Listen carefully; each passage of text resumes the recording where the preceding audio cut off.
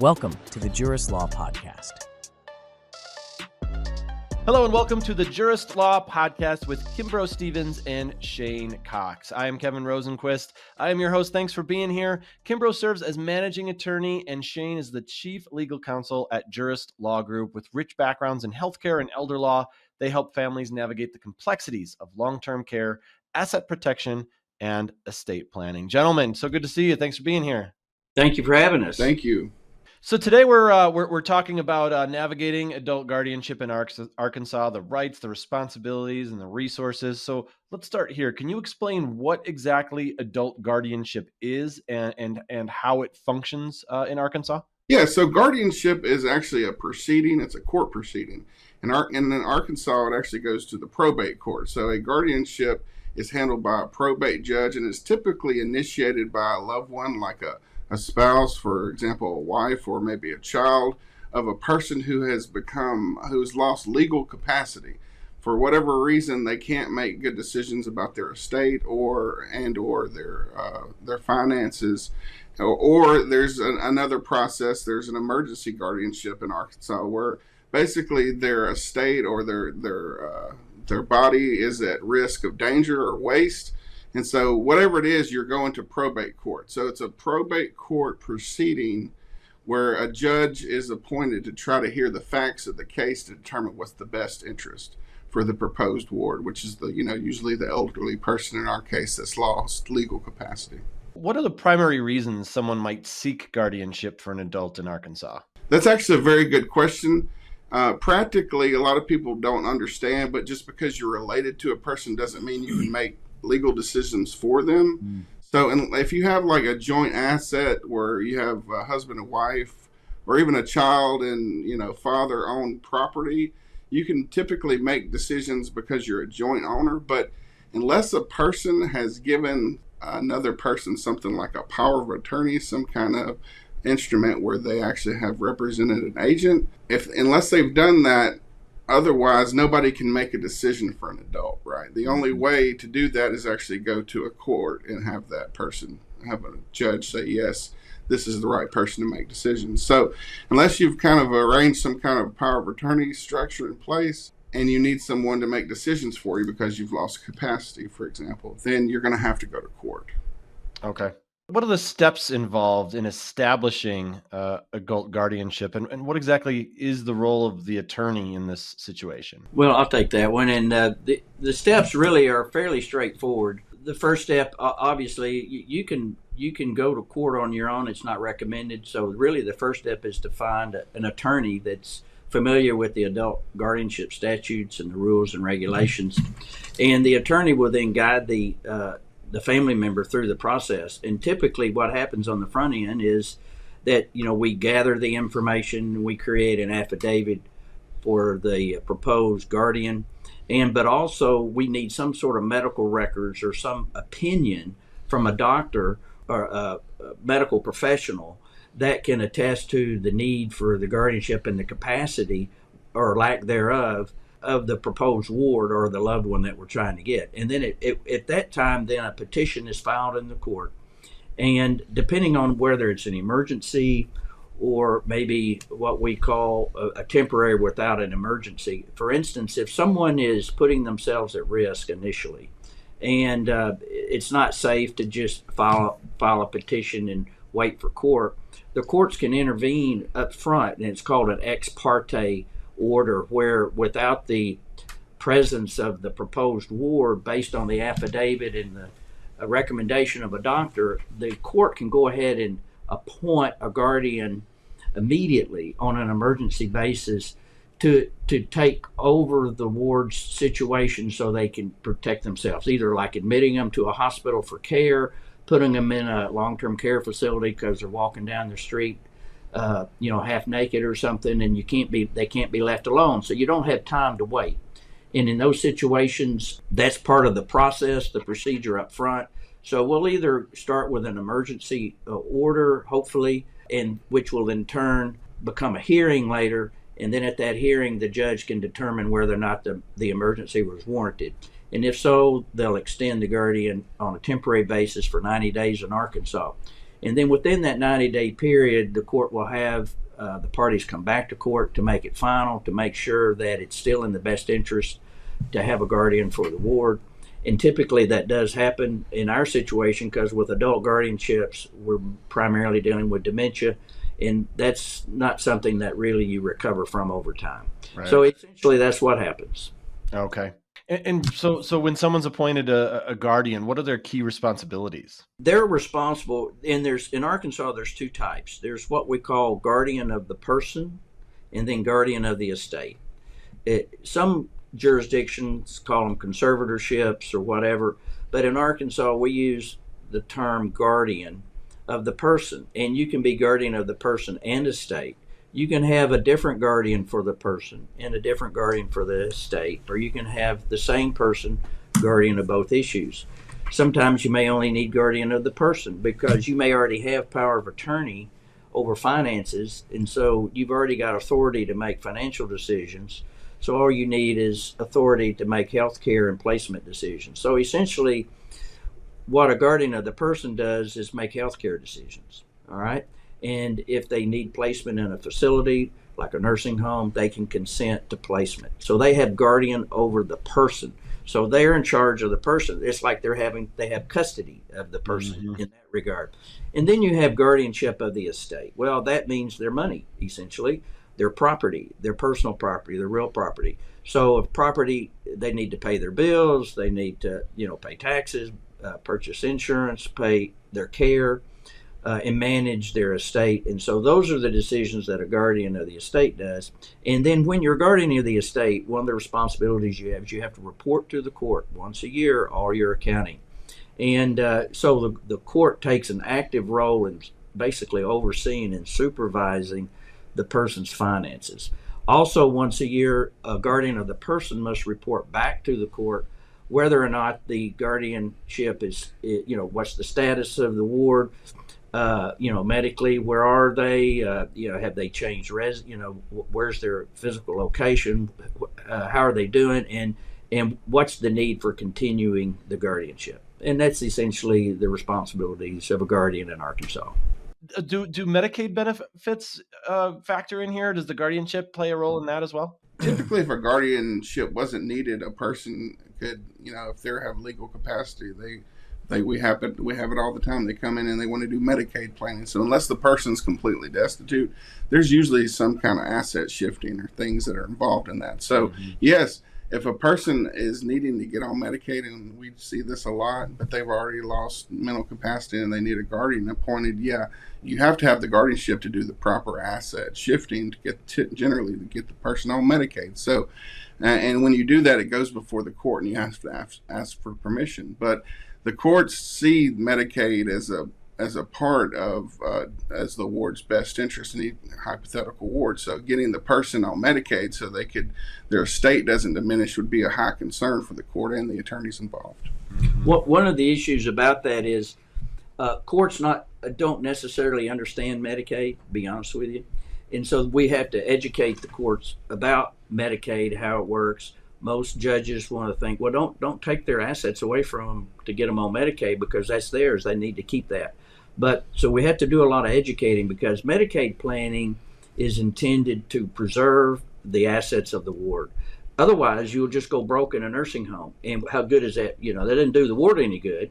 Right. And so we engage in basically from an estate planning standpoint, we take the ward and we say, we're going to move forward in time your estate planning because we're going to start repositioning assets within the family to leave a legacy and also to provide for that ward long term should they need additional supplemental care in addition to what Medicaid can provide. And when we do it that way and we explain that to the court, because the court's trying to understand why are we giving these assets away. So there's an educational process with the judge, and we do that a lot. As a matter of fact, with adult guardianship, more often than not, your loved one can't go home anymore because they can't live alone. And if the family can't afford to pay for 24/7 care, which most people can't, we're forced to go to a facility or a nursing home. And when we do that, we don't want to just open up our pocketbook and I tell my clients, we're going to set your money on fire. No, let's don't do that. Yeah. Let's try to reposition things with a Medicaid plan with the court's permission, and they'll get them on Medicaid. So that's a common practice with guardianship attorneys, is also needing to handle the Medicaid. We also do VA benefits for a lot of those clients as well. Okay. What are the factors that a guardian should consider when they're making decisions on behalf of their wards? It sounds like it could be, difficult. Well, I'll just say that a lot of times guardians are afraid to make decisions. They're afraid they're going to get in trouble.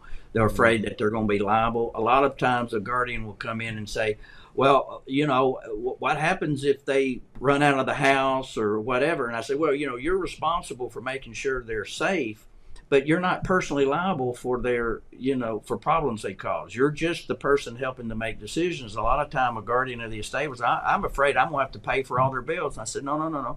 You're not personally liable to pay their bills. You're personally responsible to make sure that you use their resources to pay the bills. But if they don't have money to pay a bill, that doesn't fall back on you. So, a lot of times guardians are afraid to step up and take responsibility because they think they're going to be personally responsible or liable for something. No, that's not the same thing. Being responsible for making decisions for your loved one is different than, I've got to pay for everything out of my pocket. So we have to clarify that a lot. And a lot of people, are nervous about it, but I tell them, hey, as long as you follow attorney's advice, you can't get in trouble. And, so we're here to help you to understand that we're like on your side, by your side kind of thing, where you're not just out there on your own. You have a lawyer to help guide you through this. So it does take a lot of anxiety out of making decisions for them.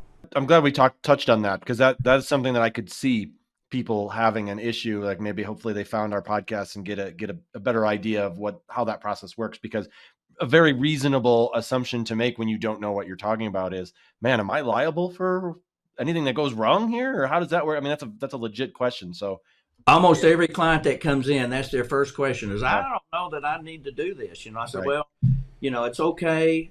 Someone needs to step up. It's like when you're a parent now, they're really like a child. I tell them it's like being a parent over a minor child. What you says goes, and the child has to follow. Same thing with an adult parent who's maybe, regressed because of dementia.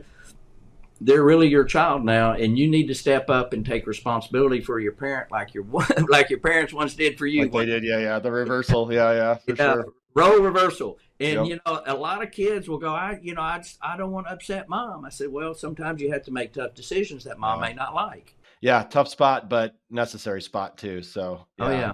Yeah. So how does the court oversee the guardianship arrangements? Because obviously they want to ensure the individual's best interests are being served. So how are they involved in that? While the guardianship is active, while the person, the guardian actually has the power of guardianship over the ward, essentially any major events with their assets. So if they were to sell property or anything like that, the guardian feels the need is in the best interest.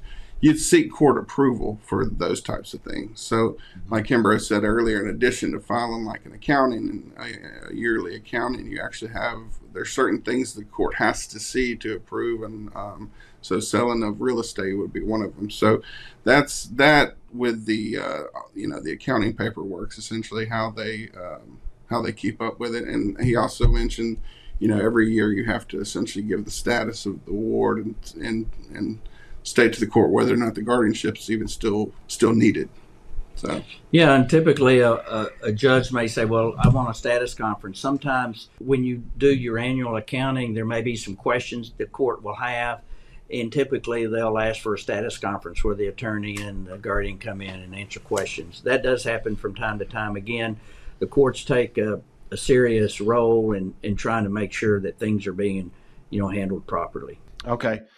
And earlier you did mention power of attorney. Does a power of attorney or advanced directives avoid the need for guardianship? Do they go together sometimes? How does that work? So power of attorney, there's typically two. There's a healthcare power of attorney and a durable power of attorney, and you can write those whichever way you want to. But In cases where if the power of attorney was created during the time of the person understanding, having legal competency, and them appointing an agent, yeah, a lot of times that will avoid having to go to guardianship court because the person later lost legal capacity. Now, I say that because there's certain government instances, agencies that actually won't take power of attorneys, and you'd have to get a court order.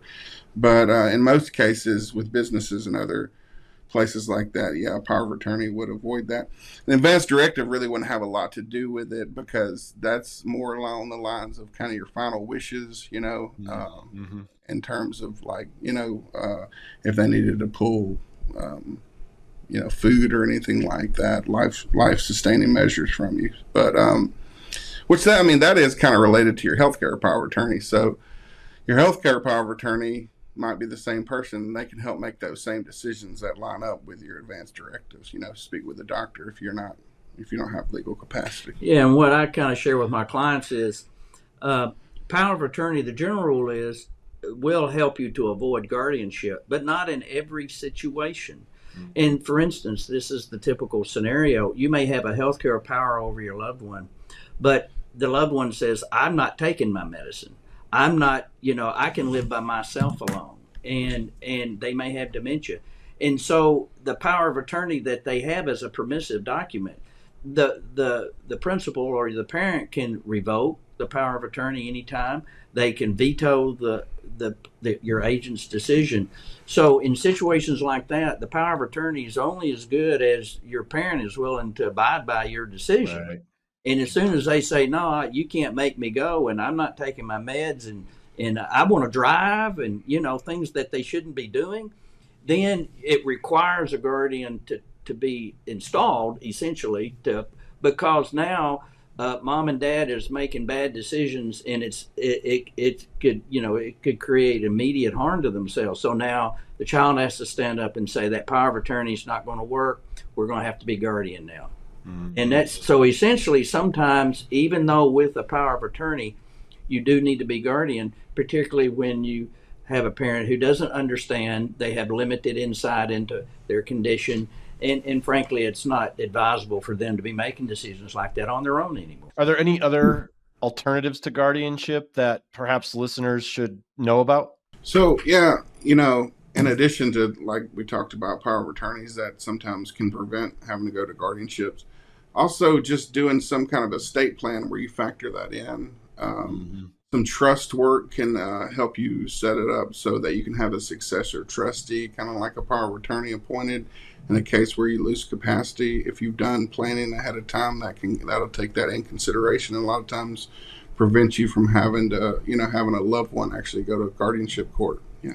Yeah. So really, like Shane says, having a trust will avoid guardianship of the estate, not the person. But again, we've got two kinds of guardianship. And the nice thing about trust is once the loved one or your parent, who's typically the trustee, becomes incapacitated, then, a successor trustee can step up without a court appointment and continue to manage your loved one's assets through a trust mechanism and possibly through a financial power of attorney too. And those in combination can avoid many guardianships of the estate, or what in some cases would be called a conservatorship in some jurisdictions. Yes. Yeah, that can be a tough spot for people. So definitely consult an attorney. Thank you guys very much for giving us all this information, important stuff. And thank you for tuning into the Jurist Law Podcast with Kimbro Stephens and Shane Cox. For more information or to connect with their team, visit juristlawgroup.com. And don't forget to subscribe to our channel. We got lots more great information coming your way for everybody out there in Arkansas. Thanks, guys. Kimbro, Shane, thanks so much for being here. Really appreciate your time. Thank you. Thanks for watching. Be sure to hit that like and subscribe button and leave us a review in the comments.